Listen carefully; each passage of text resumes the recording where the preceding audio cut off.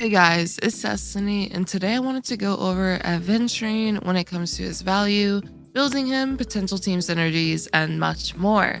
Before we begin, I would love to know what video game series will you guys always love or want to play? For me, it's definitely the Pokemon series. I just love Generation 4, Gen 3, even Gen 2 as well. And I also love the Pokemon Mystery Dungeon series. And lastly, if you guys do enjoy videos like these, do make sure to subscribe. Also hit the like button, and now let's get straight into it. To start, let's go over Aventurine's kit to get an idea of what he'll be able to do. He's going to be our first imaginary preservation class character, and will be the secondary imaginary character besides Luocha, who can assist with heals or shields for teams. One of Aventurine's biggest perks is that his skill will apply a shield called Fortified Wager to all allies. This shield is also stackable. The effect resistance of all allies, and what's better yet, the effect resistance of all allies will increase when they have the Fortified Wager shields on them. This is a very useful way to resist debuffs from happening in battle, and in a sense, it's an alternative way of being able to cleanse a team, since you won't have as high of a chance of getting inflicted with debuffs because of the increased effect resistance from the shields. Some debuffs that I think we can all think are pretty annoying can be wind shear, imprisonment, and so on. This makes the shields pretty strong for protecting the team and keeping up your sustainability, as well as just the flow of your rotation. Whenever enemies also attack an ally with this shield, Aventurine gains a stack of blind bet. Once he has 7 stacks, he will unleash an AoE follow-up attack onto enemies.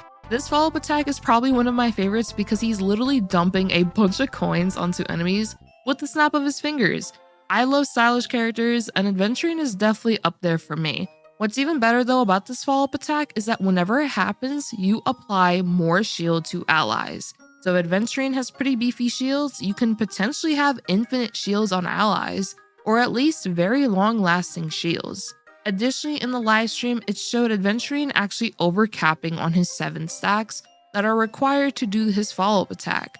He goes from 9 stacks to 2 stacks after using his follow-up attack, and this happened after an enemy struck an AoE attack. So this can imply that you can get multiple blind bet stacks depending on an enemy attack, since it shows Yukong, Pela, and Dr. Ratio getting hit.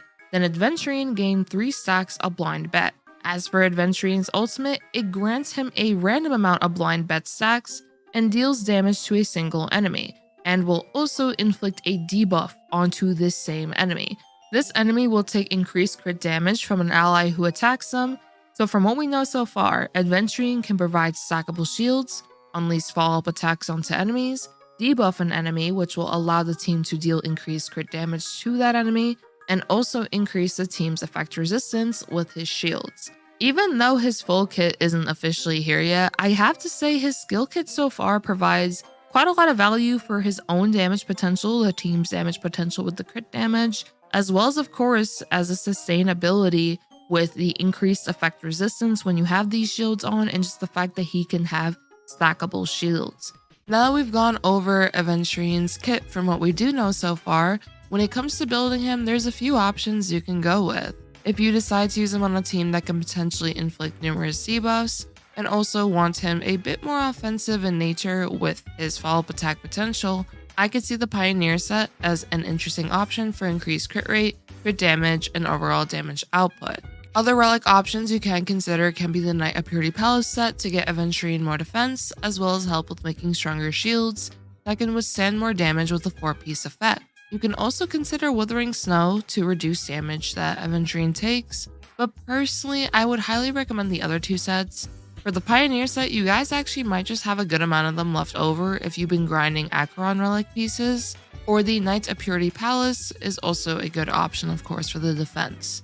As for Aventurine's Planar sets, I would recommend either Inert Salcedo if you want increased follow-up damage with Aventurine, Bellowbog if you want more defense on him, Broken Keel to increase the team's crit damage, or if you run Aventurine with an imaginary DPS, then you can also go for the Penacony set, which will also give him a bit more energy regeneration, which is awesome. Honestly, there's a good amount of options you can use on Aventurine when it comes to his Planar Relic sets, which is just awesome. As for Light Cone options, I have no doubt that his signature Light Cone will be one of his best options, but I will discuss the value of this Light Cone once it is officially revealed, and if you guys should actually go for this light cone. As for light cone options that you can use on Aventurine though, if you do want to use Acheron and Aventurine together, then the Trend of Universal Market light cone is a very strong option for him. The light cone gives defense as well as a chance to burn enemies when they attack him, which means Acheron will be able to gain a /stream stack towards her ultimate, which is great for more ultimate usage in fights. And if enemies also attack him pretty frequently, then you're just going to be getting a bunch of stacks, which is definitely awesome. You can use the new Destiny light cone, which increases the wearer's effect resistance and also increases the damage the wearer deals, depending on how much defense they have. This could be a nice option for potentially more damage output, and having increased effect resistance is just really nice for being able to deal with debuffs better. Day 1 of my new life is good for the defense given by the light cone and increasing the ult type resistance of the entire team. This Is Me is another option someone can use for the defense given, and also more ultimate damage based on the wearer's defense. A 5-star option one can look into is Moment of Victory because it gives you a pretty nice defense increase that you'll be able to get from the light cone. Overall, there's quite a lot of light cone options you can honestly use on him, which is pretty nice since a lot of our sustaining characters have, relatively speaking, a good amount of options that they can use for a light cone, which means that if you can't get the signature light cone, it isn't as detrimental in my personal opinion. But of course, once we do get revealed that light cone, I still will go over it, give you guys the perks and cons, and also go over alternatives that I feel like would be really nice for him. Now, when it comes to potential team synergies with him, he should be a really good option for those who just want a very nice sustain to keep the team alive, but he is also more than likely going to be able to deal his own fair share damage and also be able to debuff an enemy with his ultimate.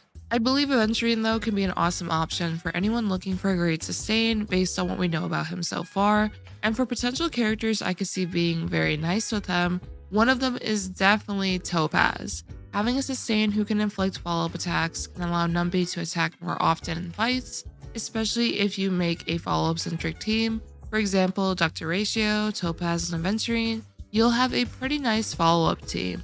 Aventurine being able to debuff this skill kit and also being able to hold the Trend Market light cone will also be very beneficial for Acheron teams, as I've mentioned before.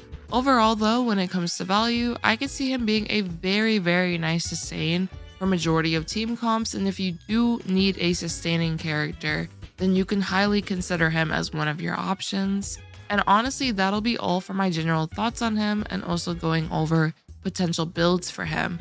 I'd love to know what you guys think about him in the comments down below. Lastly, if you did enjoy, do make sure to subscribe, leave a like to support the video. And before you go, I wanted to say thank you guys so much for helping me reach 30k on the channel. I haven't been able to make a video recently because unfortunately, I've been getting a little bit nasally again, but thank you very much for 30k. It's honestly amazing how far we've come as a community. But yeah, I hope all of you have a great one like always. Peace.